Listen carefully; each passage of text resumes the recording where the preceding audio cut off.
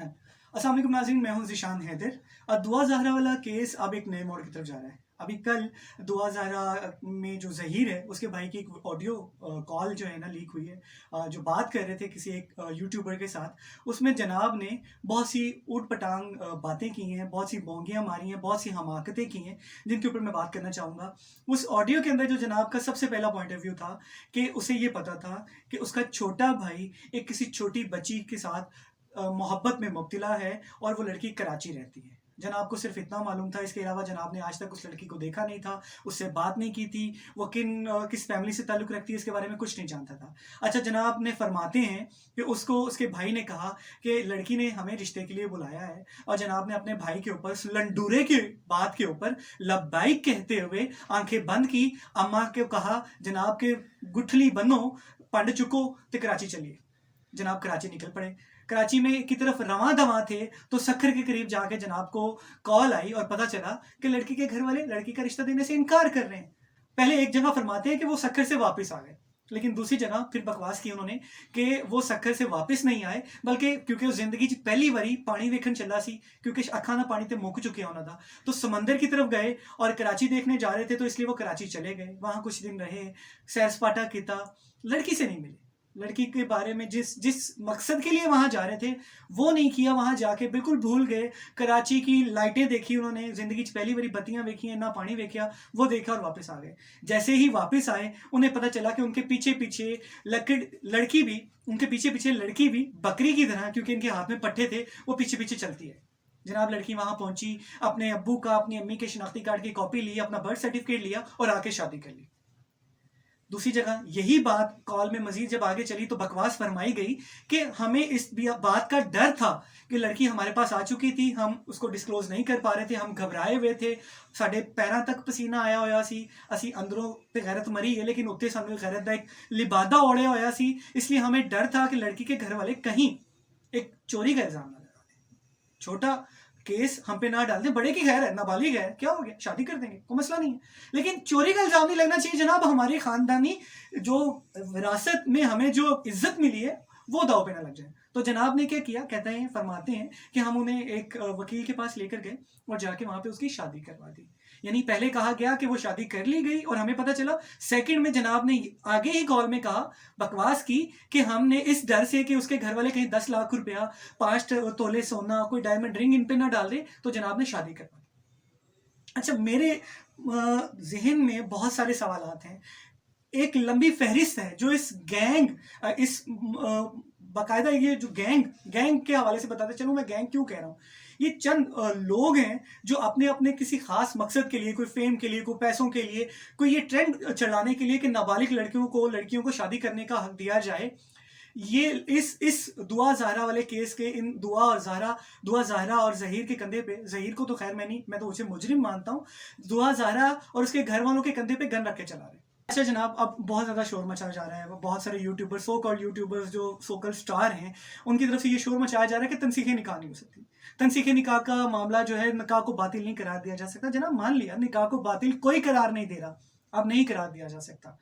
निकाह कराने वाले मुजरिमों को पकड़ना चाहिए, वो कौन है? इस नाबालिग लड़की का निकाह किन लोगों ने करवाया?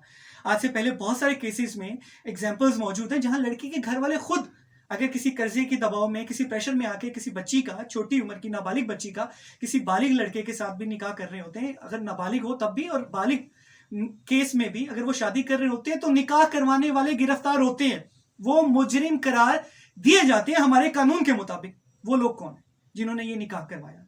फिर दूसरी बात कि अभी तक ओसिफिकेशन का एक टेस्ट है जिसके मुताबिक लड़की के नाबालिग होने या बालिग होने का फैसला अभी तक नहीं आया। इससे पहले जो टेस्ट आया था वो जाली करार दे दिया गया। तो जब तक ये फैसला नहीं आया कि लड़की बालिग है, रिलीफ किस चीज की दी जा रही है?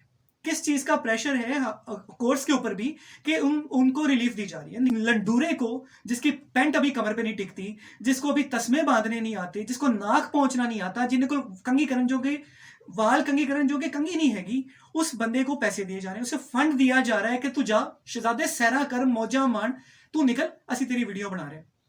उसकी वीडियो बनाई जा रही है। मैं एन मुमकिन है, मुझे खदशा है कि सारे प्रोपोगेंडे के पीछे डार्क वेब वाला मामला मौजूद ना, नाबालिग बच्चियों की वीडियो बना के वायरल किया जाता है اس لڑکی کے والدین کو اسے باقاعدہ طور پہ تھریٹ کیا جا رہا ہے ہمارے کچھ یوٹیوبرز کی طرف سے کہ ہم آپ کو کہیں منہ دکھانے کے قابل چھوڑیں گے. تو اس کی ماں نے بیچاری نے بے بسی کے عالم میں کیا کہنا تھا.